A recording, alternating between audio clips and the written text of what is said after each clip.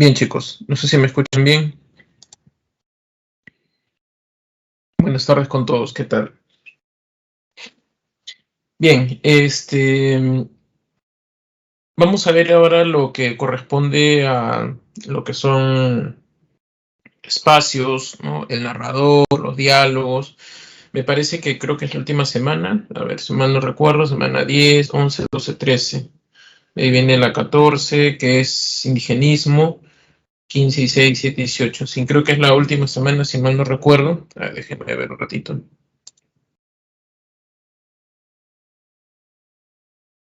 Ujú. Sí, es la última semana que vamos a ver a Dostoyevsky.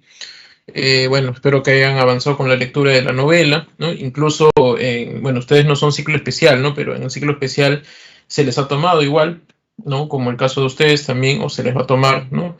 Eh, esta novela, ¿no? Por ahí de repente si pueden, no sé, revisar, no sé si estará en línea las preguntas del examen, ¿no? Y nuevamente, ¿no? Eh, Esta cuestión de los conceptos, ¿no? Hay que aprenderlos, ¿no? Porque justamente si ustedes ven las preguntas, se les pregunta el concepto aplicado incluso, o sea, a la novela, ¿no? A personajes que de repente nunca han escuchado ustedes, pero que están en la novela, ¿no? E incluso también el concepto, ¿no? Incluso te dan el concepto, ¿no? Para que apliques en otra novela, ¿no? Entonces, si no estudian, si creen que están con esta idea de solamente tener el resumen, ¿no? Del trabajo, por supuesto no van a rendir un buen examen, ¿no?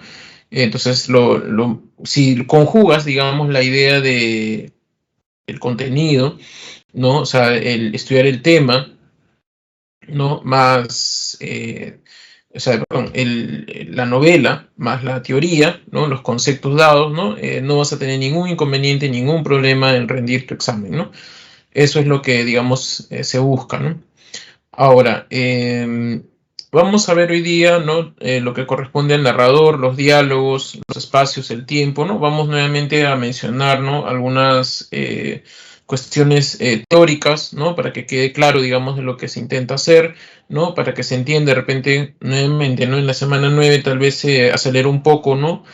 Ello. Y bueno, acá podemos explicar, ¿no? Mejor, y si tienen alguna duda, ¿no? Sería conveniente que la digan, ¿no? Ahora bien, vamos a ver. Este es nuestro contenido de hoy. Vamos a ver el narrador, las características, los diálogos, los espacios, ¿no? El tiempo del relato, ¿no?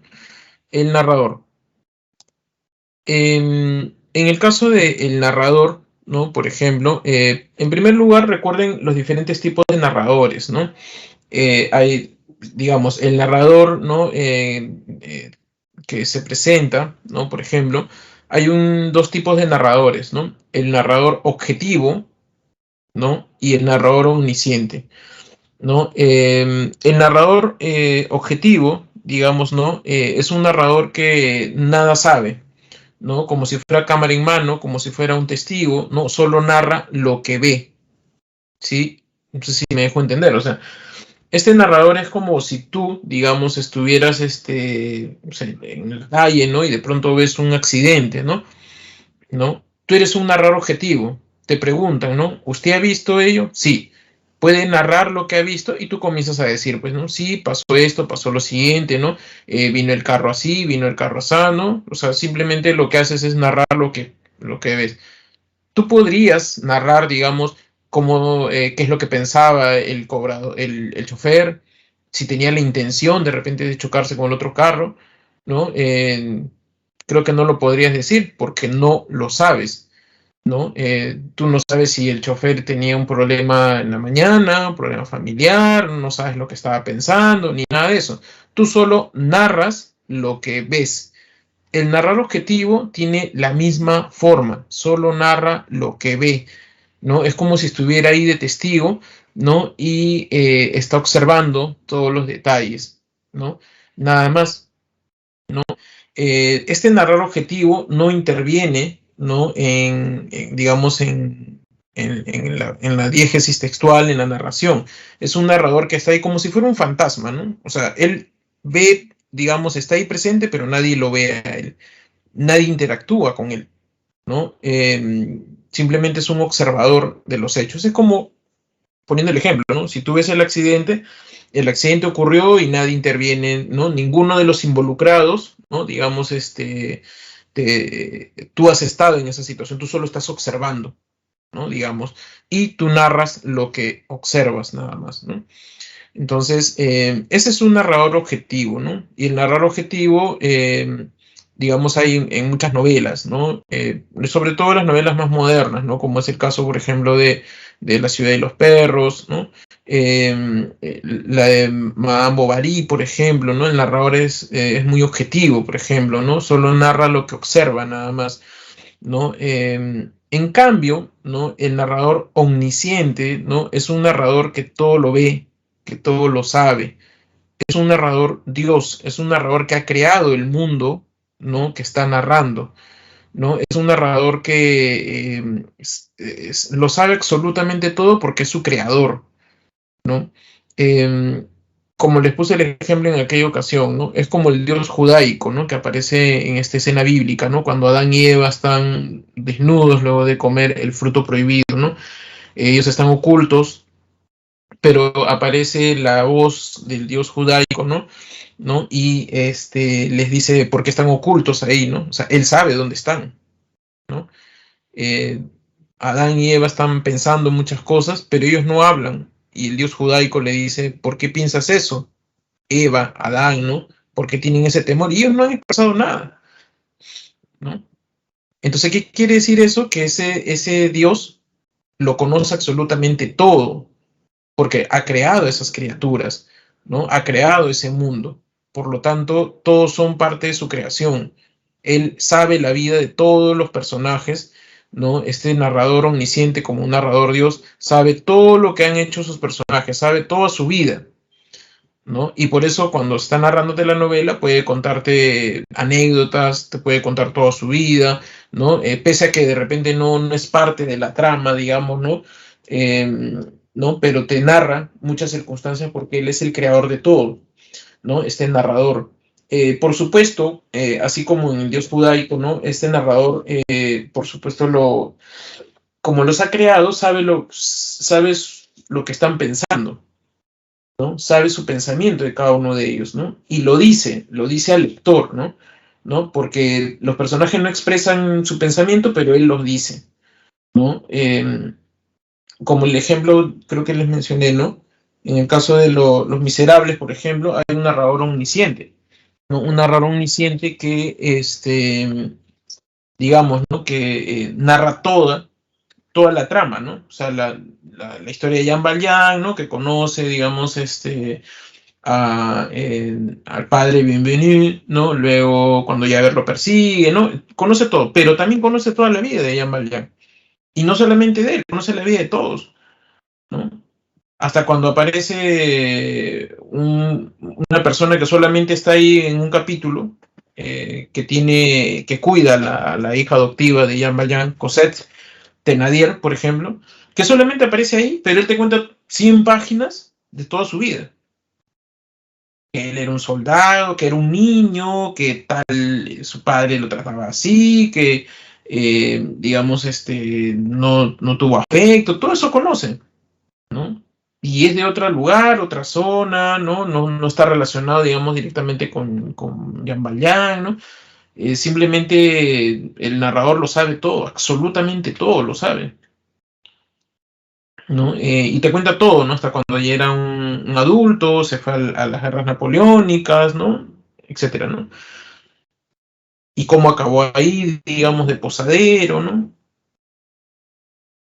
Y cuando Valjean está, digamos, para quitarle, ¿no? A Cosette, ¿no? Porque la cuidaba, este posadero.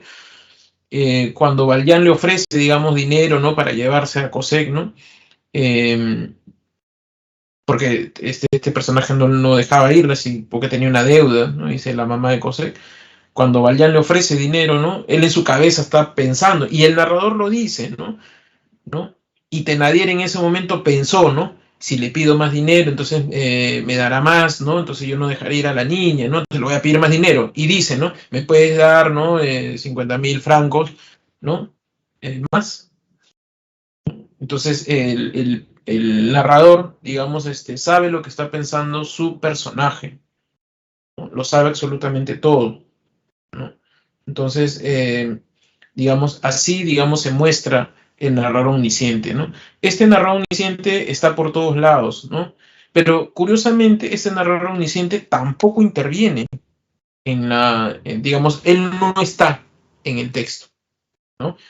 Hay casos que sí, no, mejor dicho, no está en el texto, no está en el texto, no está, simplemente no interactúa tampoco.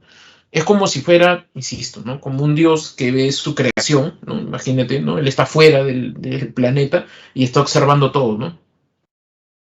Está observando todos los detalles, ¿no? ¿No? Él simplemente no puede, no interviene con ellos, ¿no?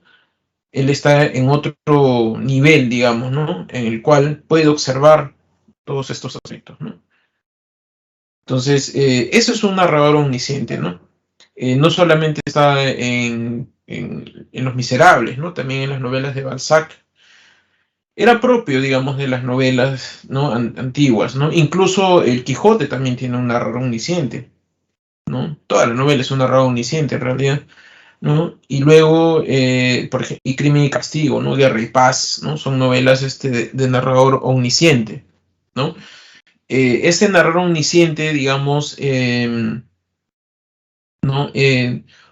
No va a interactuar con sus personajes, pero lo sabe absolutamente todo, ¿no? En Crimen y Castigo, por ejemplo, cuando Raskolnikov, luego de matar a la usurera, ¿no? Está después, ¿no? Está andando por los bares, ¿no? Hay una escena que recuerdo que Raskolnikov está confundido por muchas cosas, ¿no? Y llega a la puerta del bar, ¿no? Ahí está el borracho Marmeladov, ¿no? Y él quiere ingresar, o sea, él va con esa idea, ¿no? De emborracharse, ¿no? Perderse en el mundo, ¿no? Y cuando llega a la puerta, un hedor fuerte sale, ¿no? De ahí, y de pronto, eh, digamos, algo lo detiene, ¿no? Se detiene en la puerta, ya no entra, observa a su alrededor y el narrador menciona, ¿no? ¿Por qué no entras, Raskolnikov? ¿Por qué no entras, Rodión? ¿No? Porque el narrador dice Rodión. ¿Por qué no entras, Rodión? O es que tú crees, ¿no? Que estas personas no son de tu clase, ¿no? Que no son intelectuales como tú, ¿no? Entonces tú no perteneces a ellos, ¿no? O sea, ¿no? Está pensando, está diciendo lo que Raskolnikov está pensando. El narrador omnisciente también tiene la particularidad de opinar, opina, ¿no? El narrador objetivo no tiene eso, insisto, ¿no? O sea, si tú ves un accidente, tú narras lo que ves nada más. ¿Sabes cómo opinarías si te convertirías en un narrador omnisciente? Si tú ves el accidente, relatas lo que estás observando y de pronto opinas y dices, y luego de que chocó el carro, ¿no? Lo vi bajar, ¿no? En su cara se veía que quería chocar al carro, ¿no? Seguramente ya estaba premeditado, ¿no? O sea, tú estás asumiendo que sabes lo que está pensando el personaje y además opinas, ¿no? Pero esto no es de ahora, esto es por la mala educación vial, ¿no? No hay una conciencia del tránsito, ¿no? Y esto es estructural y viene desde las altas esferas, ¿no? Que no se hacen caso a las reglas. Si te das cuenta, ya te has desviado del tema, ¿no? Totalmente. Ya no está relacionado con, con digamos, con el hecho. En Los Miserables, por ejemplo, por el narrador, ¿no? Hay una escena, ¿no? Cuando en el segundo capítulo, ¿no? Fontini, ¿no? La mamá de Cosette, eh, ella pues es una trabajadora, ¿no? Está ahí en las fábricas, ¿no? ¿Se acuerdan que les comentaba esto de las fábricas y la explotación y el capitalismo? Está ahí trabajando y de pronto el narrador opina, ¿no?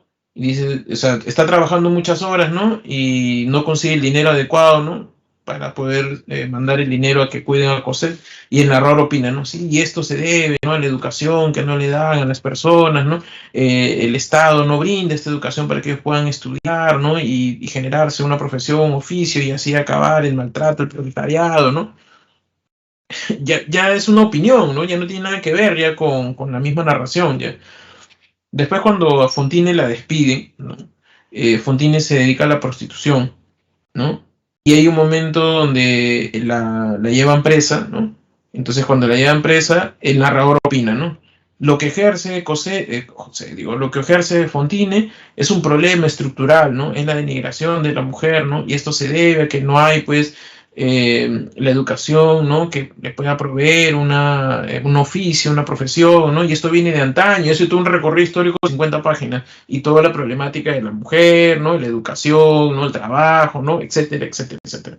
Una vez que acaba toda su opinión de 50 páginas, regresa, ¿no? Regresa a la narración, a donde había quedado, ¿no? Y de pronto a Fontine la dejaron salir en la mañana. Ese es un narrador omnisciente. En cambio, el narrador objetivo simplemente narra lo que ve, ¿no? En la novela tú vas a encontrar varios momentos así, ¿no? Cuando o sea, Raskolnikov mata a la usurera, opina el narrador, ¿no? Cuando Raskolnikov tiene las ideas del superhombre, opina nuevamente, ¿no?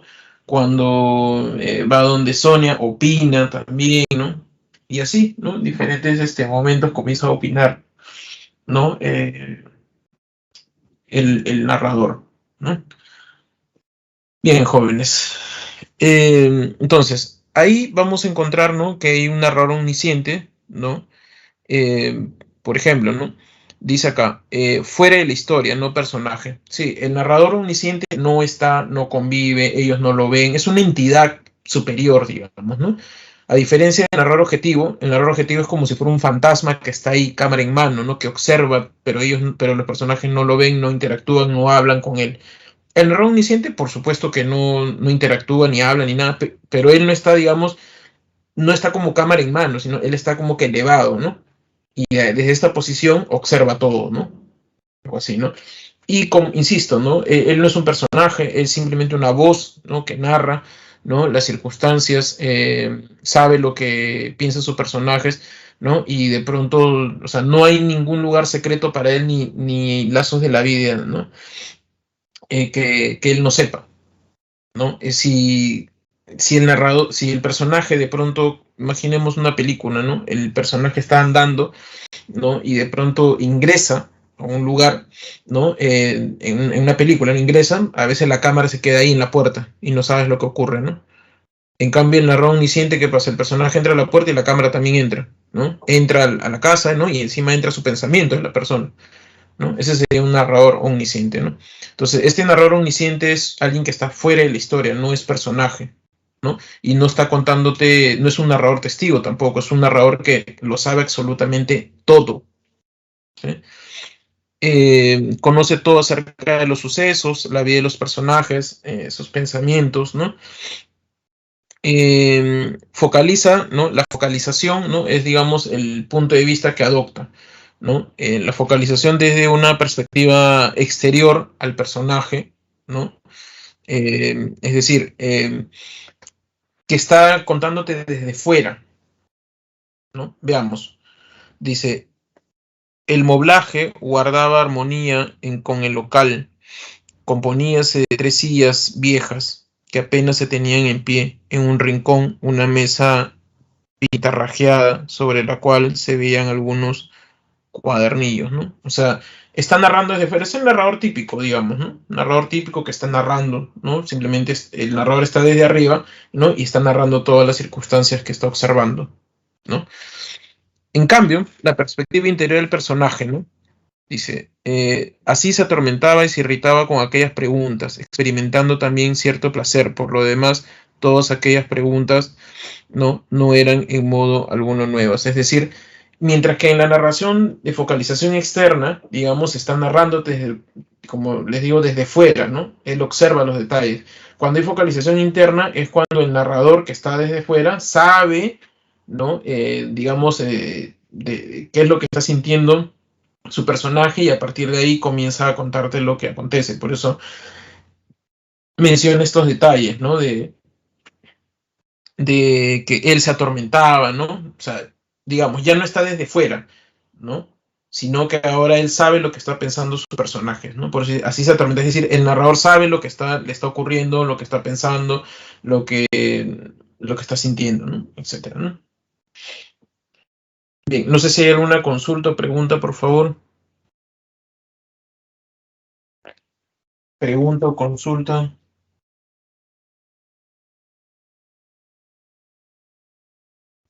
Todo claro.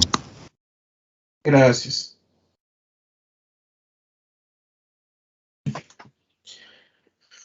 Bien, continuemos. Los diálogos. Como ustedes habrán visto en la novela, ¿no? Es una novela muy dialogada, ¿no? Tiene muchos monólogos, también soliloquios, ¿no? Más que monólogos. O sea, es que lo que pasa es que cuando se dice monólogo, uno está automáticamente piensa en monólogo interior yoviciano, ¿no? Pero no es así, sino lo que hay son soliloquios, ¿no? Que no, se le llama monólogo, por supuesto, ¿no? Pero no monólogo interior, ¿no? Son soliloquios, ¿no? Donde el personaje habla, no habla solo, digamos, ¿no? Comienza a hablar. El monólogo interior no es hablado, es pensado, ¿no? Y por eso va de un tema a otro, ¿no? Sin mayor, digamos, coherencia a veces, ¿no? Y bueno, en el caso por eso, una de las características de las novelas de Dostoyevsky son una tendencia hacia lo dramático, ¿no? ¿Por qué dramático? Porque recuerda que el género dramático está hecho esencialmente de diálogos. El 100% de un teatro es diálogos, ¿no? Por supuesto, la novela de Dostoyevsky no es género dramático, ¿no? Es género épico, especie novela, sino que como tiene muchísimos diálogos, hay una tendencia hacia eso, ese aspecto dramático, o sea, del drama, ¿no? Del género dramático, pero sigue siendo épico, sigue siendo una novela, ¿no? Lo que pasa es que Dostoyevsky, a través de los diálogos, ¿no? Intenta, digamos, darnos a conocer, ¿no? Lo que está pensando sus personajes, ¿no? A través de los diálogos, los personajes, digamos, nos muestran lo que está ocurriendo, ¿no? El diálogo siempre es importante dentro de las novelas, ¿no? Porque nos permite conocer lo que los personajes, digamos, quieren decir, piensan, ¿no? Cómo conciben el mundo, ¿no? Etcétera, etcétera, ¿no? Los diálogos, por supuesto, muestran, digamos, con ello podemos profundizar en el carácter de los personajes, ¿no? Porque una persona, digamos, que no habla, ¿no? Imagínate, conoces a alguien, como a veces ocurre en la universidad, ¿no? Hay gente que no habla, tú no sabes cómo es, ¿no? Te da intriga, ¿no? O sea, pero no sabes. Pero una vez que comienza a hablarte, recién conoces cómo es, ¿no? Ah, era amable, ¿no? Y uno pensaba que tenía otro carácter, ¿no? Cuando los personajes hablan, dan a conocer sus opiniones, su punto de vista, lo que piensan, ¿no? Etcétera, etcétera. Por ejemplo, ¿no? Esta profundización psicológica, por ejemplo, ya se había visto en Sófocles, ¿no? Cuando hace Edipo Rey, ¿no? Si ustedes leen la obra teatral, por supuesto está hecho en base a diálogos, ¿no? Pero los personajes hablan bastante. O sea, el diálogo de Edipo, por ejemplo, puede ocuparte un diálogo de 3 páginas. No es que hay, digamos así, tipo guión cinematográfico que hablan uno, otro hablan, ¿no? No, ahí Edipo puede hablarte 3 páginas o 5 páginas, o viene el vigía perdón, el pastor, ¿no? Y te cuenta pues toda la historia, ¿no? Y son 10 páginas, ¿no? O sea, está dialogando bastante, ¿no? Eso es distinto, por ejemplo, la cuestión teatral, ¿no? Al aspecto cinematográfico, ¿no? En un cine tú no vas a ver, ¿no? Que el personaje pues se pasa hablando la hora completa, o sea, solo él, ¿no? A eso me refiero, ¿no? En cambio, entonces aquí, digamos, lo que está ocurriendo, ¿no? Es que nosotros encontramos que los personajes logran hablar, logran dialogar, ¿no? Y con ello podemos profundizar, ¿no? Mientras más habla, más nos dan a conocer sus ideas, sus pensamientos, ¿no? Y, por ejemplo, Raskolnikov es un personaje que está siempre en soliloquios, porque siempre está atormentado, ¿no? Cuando él habla, por supuesto, el narrador nos dice lo que piensa, ¿no? Pero cuando Raskolnikov también habla, también conocemos más de lo que él está pensando. Cuando el Raskolnikov está hablando, ¿no? Haciendo sus soliloquios, el narrador omnisciente opina, ¿no? Gracias a eso también el narrador no puede opinar de lo que está pensando, ¿no? Cuando Raskolnikov emite todas sus ideas del superhombre luego de matar a la usurera, el narrador, digamos, tiene esta opción de, o sea, comenta, ¿no? Y esto es por lo que tú pensabas, ¿no? Raskolnikov, ¿no? Estas ideas no son buenas y esto lleva a la juventud, ¿no? Y se da toda una explicación, ¿no? De la intelectualidad que se está viviendo, ¿no? En ese momento, ¿no? Eso, digamos, es el aspecto, ¿no? De la novela, ¿no? Este aspecto, digamos, psicológico a partir del diálogo, ¿no? Los diálogos son muy fructíferos. Ahora, en otras novelas de Dostoyevsky también se observa ello. Sí, por ejemplo, ¿no? Los endemoniados, ¿no? Los personajes están hablando bastante, ¿no? Con ellos uno puede apreciar realmente están endemoniados, ¿no? O sea, porque te hablan temas religiosos, políticos, ¿no? Pero todo llevado, digamos, a sus ideas también del superhombre, ¿no? Etcétera, ¿no? O los hermanos Karamazov, ¿no? Ellos dialogan bastante, ¿no? Y incluso hasta dialogan filosóficamente, ¿no? Hay unas frases ay, no me acuerdo el nombre ahorita, de uno de los Karamazov, ¿no? Que justamente menciona esta idea de la religiosidad, ¿no? Que les había comentado la vez pasada como característica de la novela de Dostoyevsky, ¿no? Si Dios no existe, ¿no? Todo está permitido, ¿no? Algo así más o menos es el diálogo de los Karamazov, ¿no? Por ejemplo, ¿no? Y bueno, eso, digamos, las novelas de Dostoyevsky tienen bastante de ello, ¿no? Hay un libro que es una novela, ¿no? Muy buena, le recomiendo muchísimo, que se llama El hombre del subsuelo, ¿no? Esa es la traducción más, digamos, literal, ¿no? Porque hay otras traducciones que ponen así eh, como el hombre mal pensado, creo que lo titulan, o el hombre rebelde también, o el hombre que reniega, creo que sí, pero en realidad la traducción más fidedigna es el hombre del subsuelo. Esta es una muy buena novela, ¿no? Que es como un monólogo, ¿no? Y es bien Raskolnikov el personaje, desde el inicio, ¿no? Es un soliloquio. No, no es un monólogo interior, es un soliloquio, él está hablando. Es casi él, el personaje, ¿no? Está narrándote las cosas, ¿no? Y habla pues de las teorías del superhombre, es profano, sacrílego, no está en contra de la religión, ¿no? Digamos, ¿no?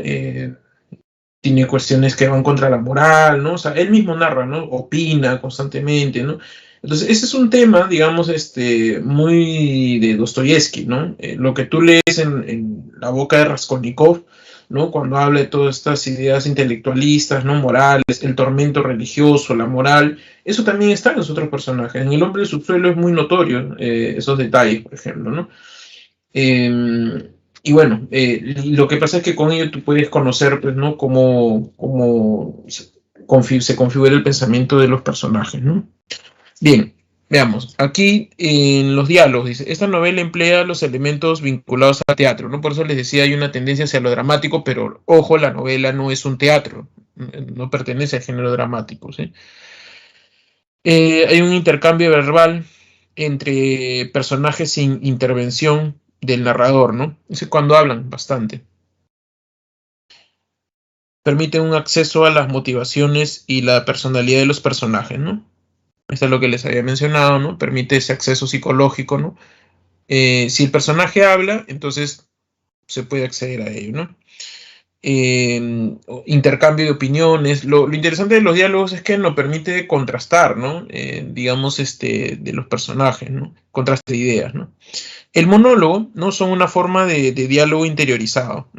Es un soliloquio, ¿no? Para que se pueda diferenciar con el monólogo joyciano, ¿no? Permiten conocer la ideología del protagonista, su tormento interior, ¿no? Raskolnikov lo está hablando, ¿no? Habla su tormento, su cuestión moral, ¿no? Sus ideas del superhombre, las ideas intelectualistas, la muerte de la usurera, lo que le atormenta, la justificación que realiza, ¿no? luego esa redención que va a tener con Sonia, ¿no? Sonia también le habla, ¿no? Entonces, Raskolnikov habla con Marmeladov, ¿no? Entonces siempre hay un constante diálogo de la novela, ¿no? Por ejemplo, ¿no? El interrogatorio, ¿no? De investigación de Porfirio Petrovich, ¿no? Por ejemplo, entonces la novela es muy dialogada en esos aspectos, ¿no? Bien,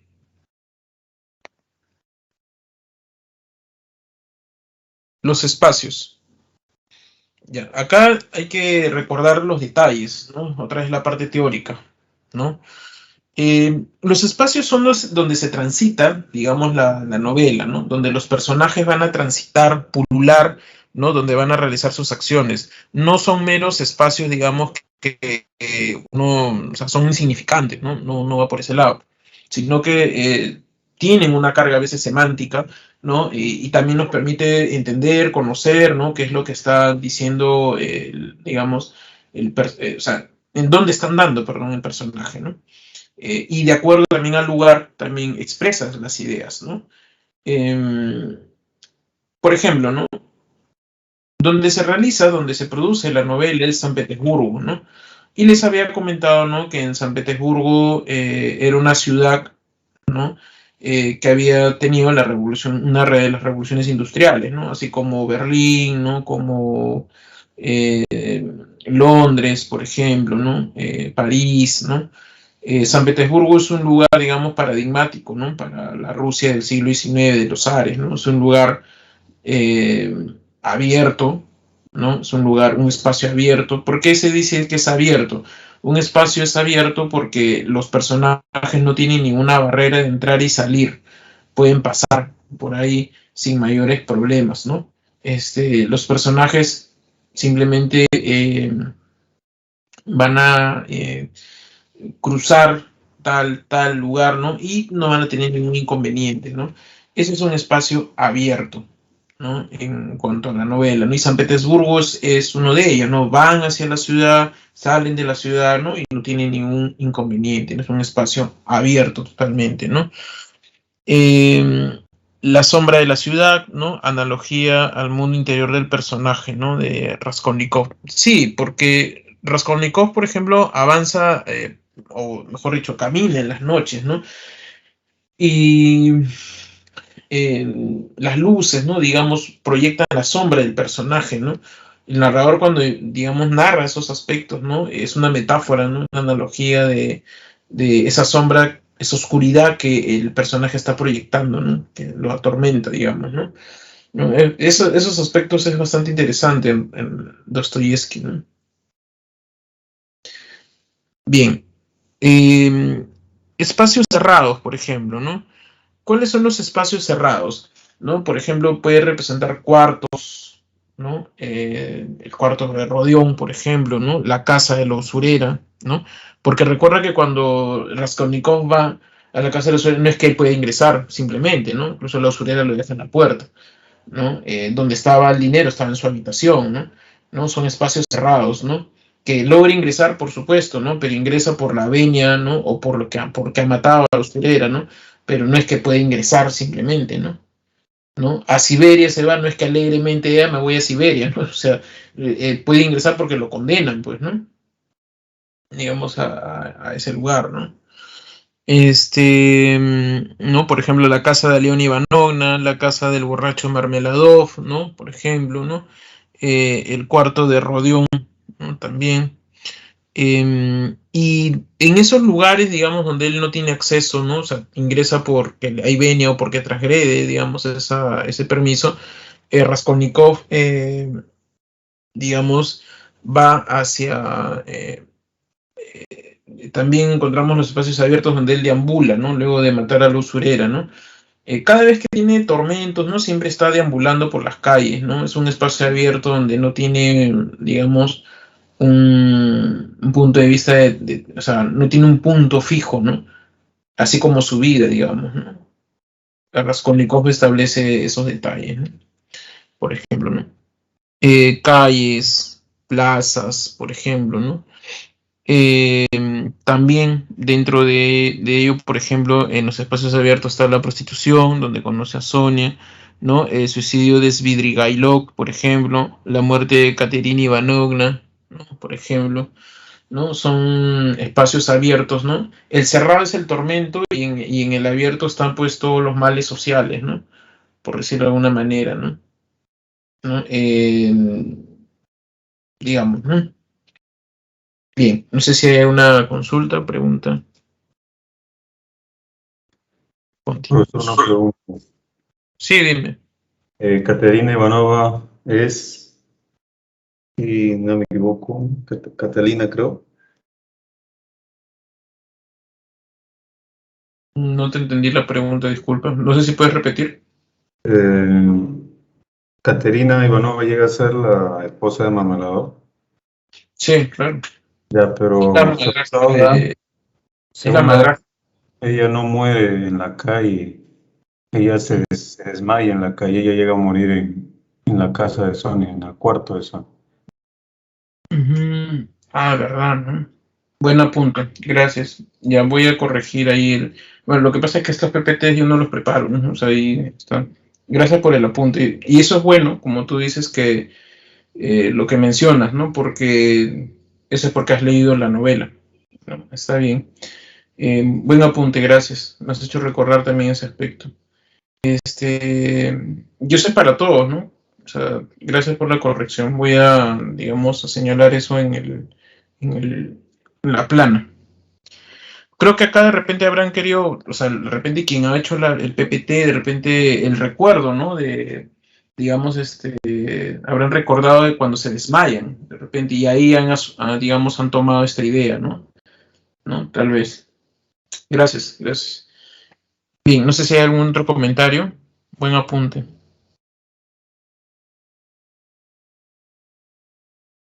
Bien, gracias. Veamos entonces. Bien, otros espacios, ¿no? Mikhail Bakhtin, ¿no? Es un teórico, ¿no? Ruso, bueno, que en los estudios literarios nosotros siempre lo tomamos en cuenta, Bakhtin. Eh, Bakhtin, digamos, estudia, ¿no? Tiene un libro que está en PDF, ¿no? Muy, muy bueno, que se llama La poética de Dostoyevsky, ¿no? ¿No? Donde establece, estudia los personajes, ¿no? Es poco pues teórico, ¿no? Pero es muy interesante por todo lo que Bakhtin estudia, ¿no? Sobre Dostoyevsky, ¿no? Los personajes, la trama, ¿no? Hace, digamos, el género en el cual se ubica, los diálogos, ¿no? El personaje del umbral, como lo menciona Bakhtin, ¿no? Hacia Raskolnikov, ¿no? ¿Por qué umbral? Porque está, digamos, ¿no? En este límite, ¿no? Está en el límite de entre el bien y el mal, está en ese umbral de irse por lo, digamos, por la maldad, ¿no? Por lo antimoral, digamos, ¿no? Y por lo moral, ¿no? ¿No? Y eso no solamente se refleja en su psicología, ¿no? Sino también en sus acciones, ¿no? Como lo que realiza pues con la usurera, por ejemplo, ¿no? Y el arrepentimiento está en ese debate, pero no solamente en eso, sino también hasta en los lugares, ¿no? Cuando, por ejemplo, como el ejemplo que les puse, ¿no? Sobre la taberna, ¿no? Él quiere ingresar, ¿no? Y está en ese umbral, ¿no? De convertirse en uno más como ellos y no, más bien permanecer, digamos, intacta su reputación, digamos, ¿no? Está en ese umbral siempre, ¿no? El hombre del umbral le llama Bakhtin a Raskolnikov. Y porque siempre está ahí desdoblándose, ¿no? Entre ser o no ser, ¿no? A lo Hamlet, ¿no? Por ejemplo, ¿no? Bien, veamos, ¿no? Aquí destacan los dos espacios, ¿no? En primer lugar, ¿no? El umbral, ¿no? Lo que les decían los vestíbulos, ¿no? Ese acceso, digamos, a otros lugares, ¿no? Las escaleras, ¿no? También, ¿no? Que está ahí como que entre dirigirse hacia un lugar y otro, ¿no? Las escaleras también son elementos de umbrales. Las puertas, como lo de la taberna, la de la usurera, por ejemplo, ¿no? Eh, Eso también son umbrales, ¿no? O sea, tú ingresas, ¿no? A otro lugar, ¿no? Así como cuando vas, ¿no? Por la escalera, ¿no? También pasas a otro lugar, ¿no? ¿No? Recuerdo que alguna vez leí que los carros también son espacios, digamos, umbrales, porque tú te encierras en el carro, ¿no? Entras, ¿no? Y de pronto te aíslas del mundo. Es un paso a otro lugar, ¿no? eh, todos estos elementos de la novela, ¿no? Son símbolos de crisis, fronteras de lo moral, ¿no? Eso es lo que les decía, ¿no? La escalera te lleva, ¿no? Te lleva hacia, digamos, hacia lo mejor, a lo alto, ¿no? O también te conduce hacia lo bajo, ¿no? Eso también es algo de Bakhtin, ¿no? Y la ciudad, ¿no? Asociado al escándalo, a la catástrofe, a los males, ¿no? A todo, digamos, ¿no? A todo lo que ocurre, ¿no? Eh, eso, digamos, son espacios, ¿no? Que Bakhtin menciona, ¿no?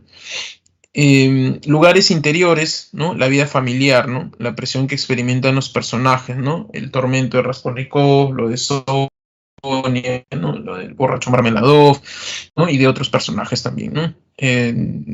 Eso, digamos, se puede observar, ¿no?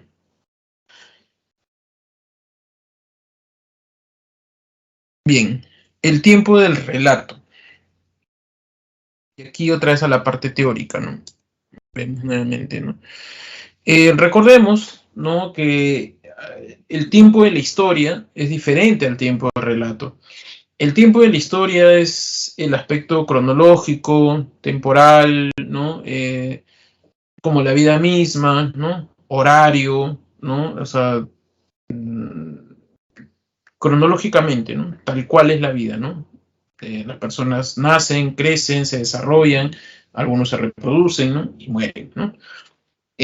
Así es la vida, así se vive, así avanza el reloj, ¿no? Así avanza el calendario, ¿no? Ese es el tiempo de la historia, ¿no? En cambio, el tiempo del relato, ¿no? Se presenta de dos maneras, ¿no? El tiempo del relato es el tiempo artificial, ¿no? Es decir, cómo se presenta la novela, ¿no? Si, por ejemplo, ¿no? Les comenté, creo, ¿no? En el caso de la Odisea, ¿no? Supuestamente, cuando todos tenemos en la idea de que la Odisea narra los 10 años de, del regreso de Odiseo, ¿no? Pero en realidad no es así. En primer lugar, eh, la novela no está contada de manera cronológica. Entonces, el tiempo de la historia es el retorno de Odiseo. Ese es el tiempo de la historia. Pero el tiempo artificial, el tiempo del relato, no está contado así, ¿no? Ustedes recordarán que Odiseo está en la isla de Ogygia, va hacia la isla de Feacia y ahí recuerda, retrocede en el tiempo su pensamiento, ¿no? Y te dirige hacia la calle de Troya, las aventuras, ¿no? Y luego cuando llegó Ogygia, y luego nuevamente regresamos al presente y vamos hacia, sigue adelante, digamos, ¿no? Y vamos hacia la isla de Ítaca, ¿no?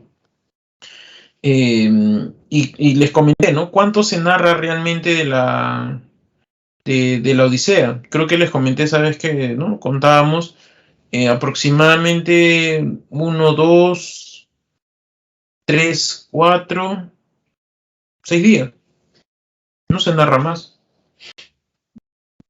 6, 8 días, creo, más máximo, no se narra más, ¿no? O como el caso de la Iliada, ¿no? Según la historia, el tiempo de la historia son 10 años de guerra, pero en la novela digo, en el poema, en la epopeya, supuestamente se narran 51 últimos días de la guerra de Troya, eso siempre lo tenemos claro, ¿no? Claro, se narra el lapso de los 51 días, pero realmente ¿cuántos se narran? 16 días nomás, si te pones a contar. O sea, hay días que no se narran, se pasan por alto, digamos, ¿no? Claro, y todo el lapso son 51 días, ¿no? Pero en realidad la epopeya te narra 16 días, nada más. Entonces, eso ocurre, ¿no? Entonces, ahora, es decir, lo que se te narra, digamos, el tiempo del relato, ¿no? Lo que el narrador cree conveniente, ¿no? ¿Qué es lo que, digamos, cómo se presenta esto, ¿no? Hay dos maneras de presentar, ¿no? El ordo naturalis y el ordo artificialis, ¿no? U orden natural u orden artificial. El ordo naturalis o orden natural, ¿no? Es cuando eso, digamos, lo que te va a contar te muestra de manera cronológica, ¿no? Como es el caso de Madame Bovary, ¿no? Charles Bovary, niño, adolescente, universitario, doctor, se casa, enviuda, se vuelve a casar, enviuda otra vez y muere, cronológicamente, ¿no? En cambio, el ordo artificialis, ¿no? Es como ocurre con Crónico de una muerte anunciada, ¿no? Santiago Nazar lo han matado y en vez de seguir adelante retrocede, ¿no? Cuando Santiago Nazar llega al pueblo, ¿no? Ángela Vicario, ¿no? Etcétera, ¿no? Y la novela termina cuando va a abrir la puerta para que lo maten. Así más o menos, bueno, así termina, digamos, la novela, ¿no? Entonces, eso se llama ordo artificialis, ¿no? Las novelas digamos, no siempre, ojo, las novelas tradicionales, la mayoría, ¿no? Son ordo naturalis, ¿no? Pero no siempre, ¿no? Las novelas de Cervantes, por ejemplo, como los trabajos de Persílis y Sigismundas, están en media res, o en el caso de la Galatea de Cervantes, está narrado, termina in media res, ¿no? No siempre están cronológicamente, ¿no? Menos la Odisea, ¿no? Por ejemplo, ¿no? La Ilíada sí, ¿no? Por ejemplo, aquí, ¿no? Dice acá, el tiempo de la historia, ¿no? Digamos, digamos, se podría equivaler, ¿no? Entre el tiempo de la historia y el tiempo del relato, ¿no? ¿No? O sea, digamos como en la Ilíada, ¿no? Se va a narrar, dura 51 días y eso es lo que se te va a narrar, pero realmente no se te narra los 51 últimos días, ¿no? En el caso de Crimen y Castigo, ¿no? Por ejemplo, ¿no? La duración, ¿no? Del tiempo del relato, digamos, es mayor que el tiempo de la historia, ¿no? ¿No? Por ejemplo. O sea, los hechos artificiales, digamos, que se narran, hay momentos donde se expande bastante, ¿no? El hecho de Raskolnikov, un diálogo de Raskolnikov que parece que fueran unos minutos nada más, se expande como 50 páginas, ¿no? A eso se está refiriendo con el exceso del tiempo del relato, ¿no? Descripción y análisis de los procesos mentales psicológicos. Hay mucha descripción, como por ejemplo, después un ejemplo claro de por qué el tiempo del relato es mayor, digamos, ¿no? Cuando Flaubert, ¿no? Digamos, pone a Charles Bovary cuando encuentra a Emma, ¿no? En Emma Bovary en la casa de su padre, ¿no? Que es ahí donde la conoce. Por ejemplo, ahí, cuando Charles la ve, ¿no? A Emma, les dije, ¿no? Ve su pantorrilla. Y la pantorrilla lo describe en dos caras, dos carillas, ¿no? Más o menos 2 páginas. El rostro de Emma también lo describe en 3 páginas. En otra novela, en Salambó, por ejemplo, hay una descripción del rostro de Salambó como 5 páginas, ¿no? Y eso que en el siglo XX existía una tendencia, la llamada Nouveau Roman, nueva novela francesa, donde eran herederos de Flaubert, ¿no? Y hay descripciones, así sin mentirles, de los rostros de los personajes, 20 páginas, describiéndote el rostro del personaje. Así, o sea, ¿Y qué pasa en la escena? Es un hombre que está mirando nomás a la calle, ¿no? Casi toda la novela es eso, ¿no? Entonces, ese es cuando el tiempo del relato excede, digamos, al tiempo de la historia, ¿no?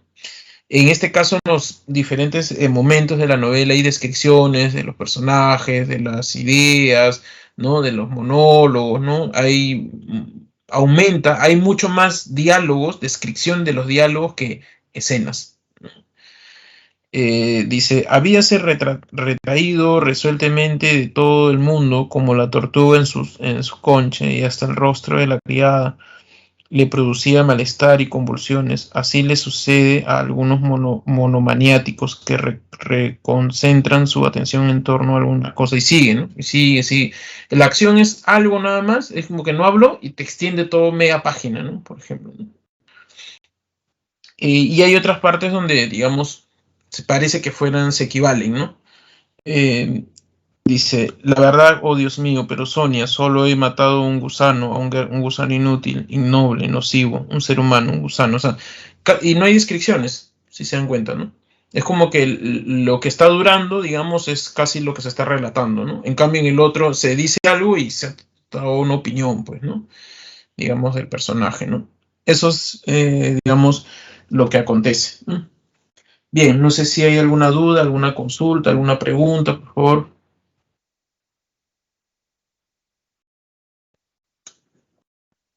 Bien, para terminar ya, porque bueno, ya se mencionó todo lo que se tenía que decir en cuanto al tema.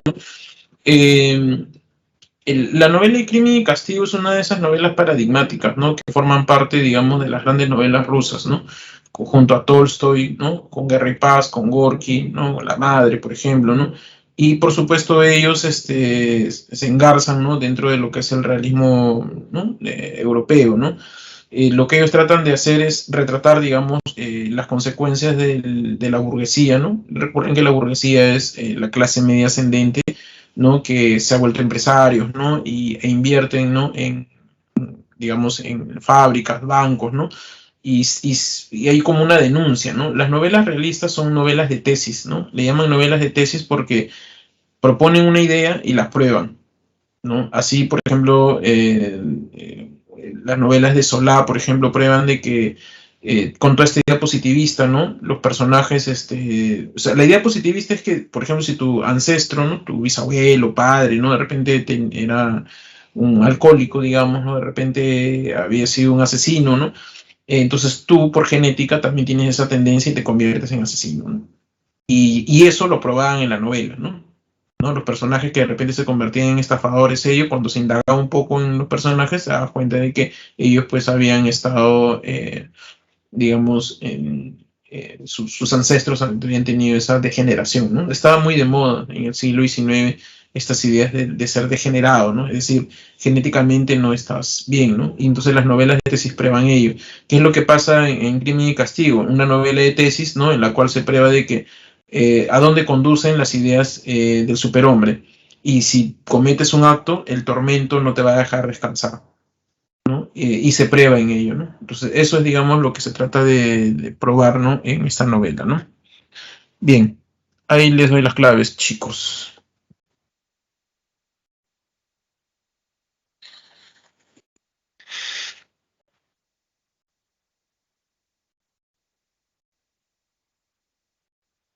No sé si tienen alguna consulta o alguna pregunta, por favor.